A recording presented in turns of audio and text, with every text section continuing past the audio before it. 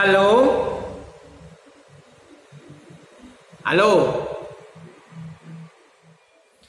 Silaturahim bisa memperpanjang usia. Ini ada dua pendapat. Yang pertama bermakna jasanya tetap dikenang orang. Artinya sekalipun orang itu sudah meninggal dunia, kebaikannya masih tetap dikenang orang.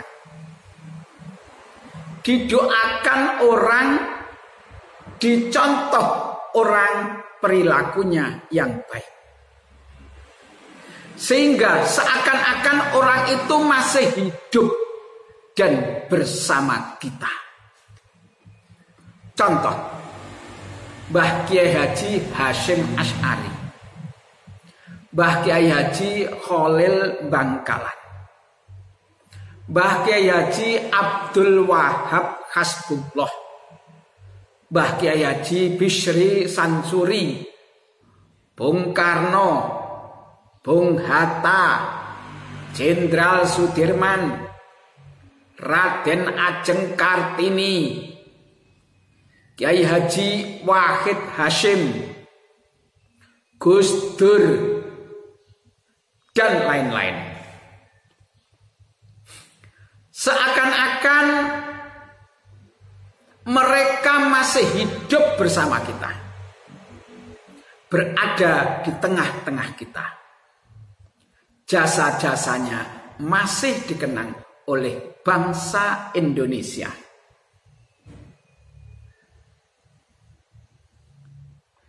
Yang kedua, betul-betul umurnya tambah panjang. Contoh, suatu hari Nabi Daud bertemu dengan seseorang yang pada waktu itu Nabi Daud diberitahu oleh malaikat Israel bahwa orang itu 1 minggu lagi akan mati. Otomatis Nabi Daud ya percaya. Wong yang memberitahu malaikat Israel sang pencabut nyawa.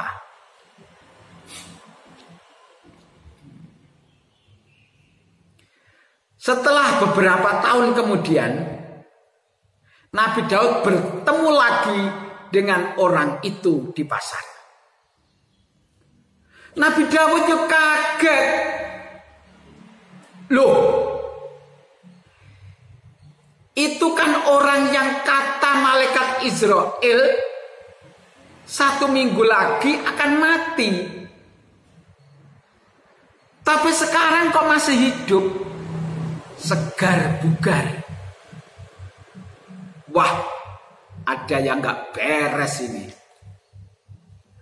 Lalu Nabi Daud bertanya kepada malaikat Israel atas peristiwa itu. Lalu malaikat Israel menjawab, betul waktu itu orang itu akan meninggal 1 minggu lagi. Tetapi setelah saya bertemu dengan kamu, ternyata orang itu mengundang orang-orang berjumlah 70 orang untuk diajak ke rumahnya makan bersama.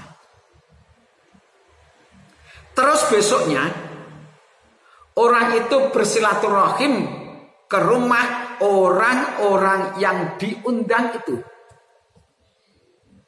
Akhirnya Allah memberi karunia kepada orang itu dengan memperpanjang usianya 70 tahun lagi.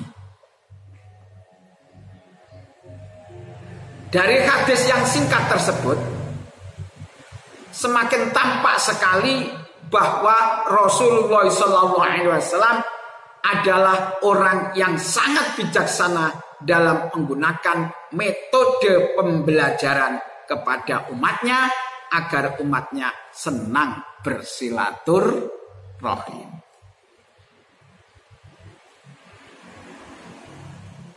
hikmah silaturahim berikutnya adalah bahwa silaturahim merupakan salah satu ciri bahwa orang itu beriman kepada Allah dan hari kiamat.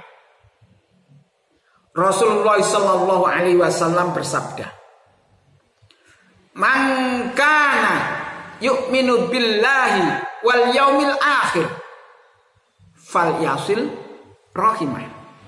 Muttafaqun alaih. Barang siapa yang beriman kepada Allah dan hari kiamat, maka hendaknya bersilaturahim. Tetapi jangan diambil kesimpulan bahwa setiap orang yang sregep silaturahim berarti pasti orang yang beriman kepada Allah dan hari kiamat. Oh, belum tentu. Terbukti banyak orang kafir yang senang silaturahim, berbuat baik kepada sesama, tetapi tidak beriman kepada Allah dan hari kiamat. Silaturahimnya orang kafir seperti ini tidak berpahala. Silaturahim itu akan bernilai ibadah dan berpahala bila yang melakukan adalah orang Islam yang beriman kepada Allah dan hari kiamat. Dan orang yang beriman kepada Allah dan hari kiamat tentunya juga beriman kepada rukun iman yang lain.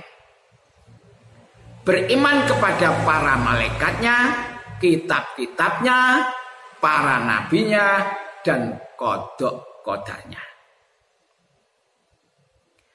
Hikmah silaturahim selanjutnya yaitu bahwa silaturahim adalah bagian dari amalan yang bisa menyebabkan orang masuk surga.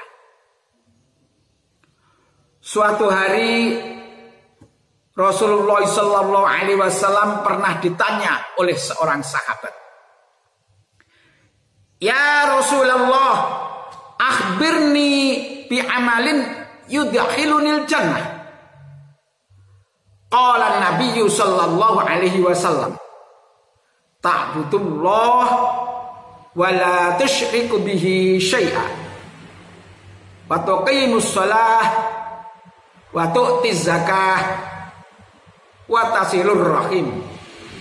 Muttafaqun alaih. Ya Rasulullah, beritahu aku suatu amalan yang bisa menyebabkan saya masuk surga.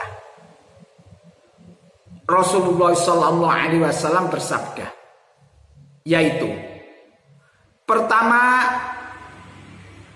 kamu beribadah hanya kepada Allah dan jangan menyekutukannya dengan apapun atau dengan siapapun. Dalam hal ini juga bermakna bahwa bila melakukan sesuatu yang baik harus diniatkan beribadah hanya kepada Allah Subhanahu wa Ta'ala. Menjalankan amalan karena diperintah Allah Subhanahu wa Ta'ala. Ikhlas karena Allah dan mengakui bahwa semua ini termasuk diri kita ini adalah milik Allah dan akan kembali kepadanya. Kita tidak mempunyai kekuatan atau kemampuan apapun kecuali atas izin Allah Subhanahu wa Ta'ala.